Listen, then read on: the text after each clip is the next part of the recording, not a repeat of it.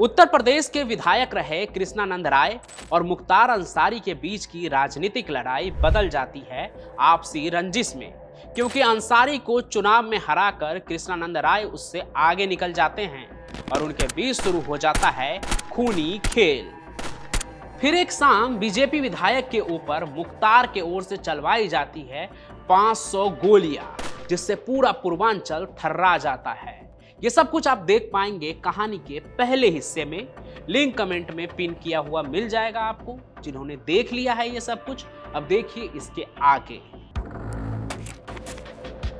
पिछले कहानी के अंत में मैंने आपको बताया था कि मुख्तार और कृष्णानंद राय के बीच जो रंजिश है वो काफी पुरानी है, जिसका जड़ सिर्फ राजनीति ही नहीं बल्कि जमींदारी भी थी। कृष्णानंद राय का परिवार गोडौर से थे और मुख्तार अंसारी यूसुफपुर का था। कृष्णानंद राय के पिता जगन्नाथ राय जमींदार थे। एक मुस्लिम राजनीतिक परिवार से जुड़े मुख्तार ने भी उस वक्त फिल्मों के टिकट ब्लैक करने और ठेकों की लड़ाई से आगे बढ़कर अपना कदम रख दिया था जमीनों पर कब्जा करने में और अपनी राजनीतिक पकड़ बनाने में। अब दोनों परिवार का राजनीतिक इलाका एक ही था, लेकिन काम करने का अंदाज बिल्कुल अलग। तो जाहिर सी बात है दोनों के बीच में टकराव तो तय ही था। दोनों चुनाव में आमने सामने हुए। कृष्णानंद राय पहला चुनाव हार गए थे, लेकिन दूसरी बार उन्होंने अफजाल को चुनाव में पछाड़ दिया और सूबे में अपना झंडा बुलंद कर लिया। चुनाव में अंसारी परिवार का विजय रथ रुक गया, लेकिन इसके बाद शुरू हो गया राजनीतिक हत्याओं का दौर। फिर अगले 2 साल में यानी 2002 से 2004 के बीच कृष्णानंद गुट के करीब 32 लोगों की हत्याएं हुई।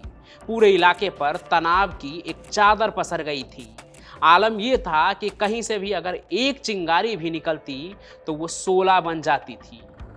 बताने वाले तो ये भी बताते हैं कि कुछ ऐसी ही एक चिंगारी उठी थी साल 2002 या 2003 के बीच। जाड़ों का मौसम था, सुबह सुबह का वक्त। उस दिन धुंध भी बहुत थी। कृष्णानंद राय लखनऊ में विधानसभा के सत्र में हिस्सा लेकर सुल्तानपुर से होते हुए वापस गाजीपुर लौट रहे थे। ये वो दौर था जब गाजीपुर से लखनऊ जाने के लिए कोई एक्सप्रेसवे जैसी चीज नहीं थी, बस गड्ढों से भरी हुई सिंगल लेन सड़क थी। इस दौर में किसी बाहुबली का काफिला अगर निकलता था तो दूर से ही पहचान में आ जाता था, और अगर काफिला मुख्तार अंसारी या कृष्णानंद राय जैसे बाहुबली नेताओं की होती तो किसी गलतफहमी की कोई गुंजाइश नहीं होती थी कि आखिर कौन गुजर रहा है। इस वक्त तक मुख्तार ने भी मऊ में अपनी राजनीतिक जमीन तैयार कर ली थी और वहां से विधायक हो गया था। उस दिन धुंध की वजह से कृष्णानंद की गाड़ी उस मोड़ से आगे निकल गई जहां से उन्हें मुड़ना था। आगे जाकर जब ख्याल आया कि रास्ता से आगे निकल गए हैं तो यू टर्न लिया गया, लेकिन वापसी में उस सिंगल लेन सड़क पर कृष्णानंद राय के काफिले का सामना हो गया मुख्तार के काफिले से।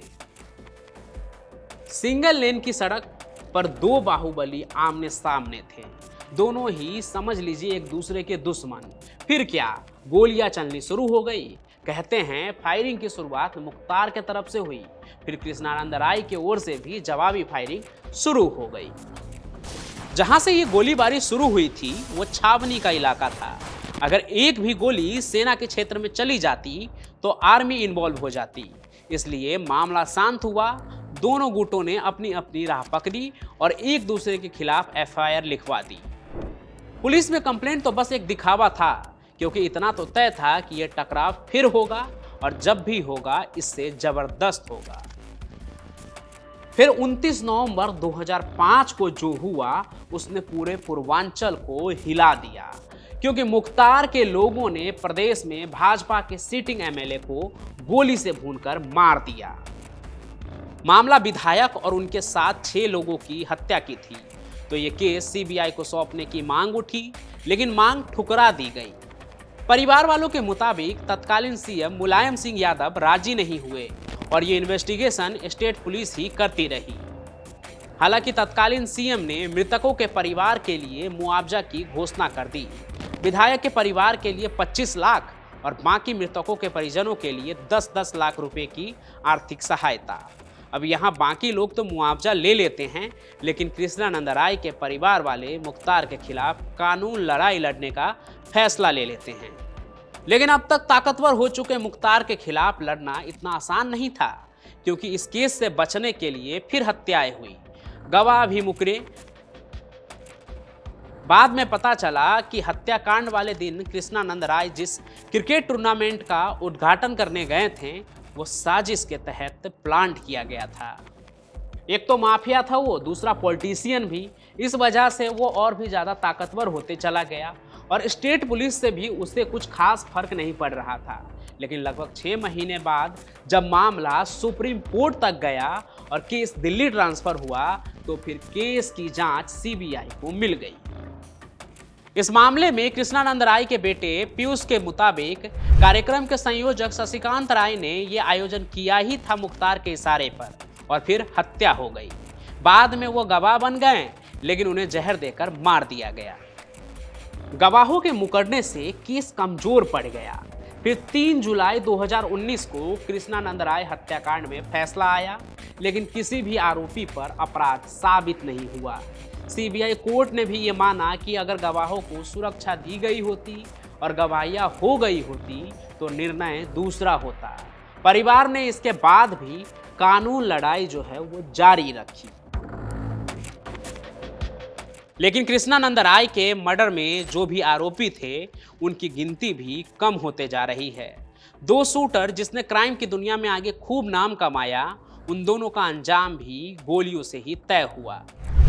जीवा जिसने कत्ल के बाद कृष्णानंद राय की शिखा काटी, उसे लखनऊ कोर्ट में पेशी के दौरान किसी ने मार दिया। और मुन्ना बजरंगी को बागपत जेल के अंदर सुनील राठी नाम के दूसरे गैंगस्टर ने मार दिया। मुख्तार अंसारी जो इस पूरे हत्याकांड का मास्टरमाइंड था, उसे भी अपनी अंतिम सांस जेल की 4 दीवारी में ही लेनी पड़ी और वो खत्म हो गया। दोनों ही परिवार आज भी राजनीति में सक्रिय है, लेकिन कृष्णानंद राय और बाकी 6 लोगों की हत्या जो है वो अब बस एक कहानी बनकर रह गई है, जो मैंने आपको 2 भाग में सुनाई। और यकीन मानिए इस काम में बहुत मेहनत लगती है कि कहानियों को ढूंढना, फिर उसे आप तक लेकर आना। लेकिन आपको बस एक क्लिक करना पड़ेगा हमारे कहानी को यूट्यूब पर लाइक करने के लिए या किसी भी प्लेटफॉर्म पर शेयर करने के लिए। साथ ही साथ आप हमारे चैनल को सब्सक्राइब भी ज़रूर कर लीजिए। हमारा हौसला बढ़ेगा, हमें खुशी मिलेगी और हम मिलते ही रहेंगे यूं ही किसी और सफ़र में, किसी और क्राइम की चौंका देने वाली कहानी के साथ। तब तक के लिए आपका धन्यवाद।